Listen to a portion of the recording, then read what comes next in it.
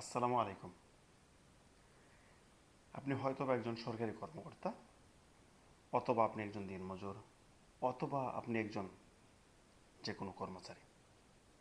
আপনি যে আমাকে ঠকাচ্ছেন বা আরেকজনকে ঠকাইতেছেন, আপনি যে কোনো মন্ত্রণালয়ে কাজ করেন বা যেখানে কাজ করেন, আপনি যে সম্পদটা যে অর্জন করতেছেন আমাকে ঠকায় বা আরেকজনকে ঠকায়, এটার নাম সম্পদ না, এটা হচ্ছে অভিশাপ। আপনি এই দুনিয়ায় প্লাস ওই দুনিয়ায়, দুই দুনিয়াতে আপনি এটা অভিশাপ বা আল্লাহ পাকের যে লানত, এটা পড়তে পারেন। অতএব টাকা উপার্জন করার চেষ্টা করেন হালালভাবে, হোক সেটা অল্প।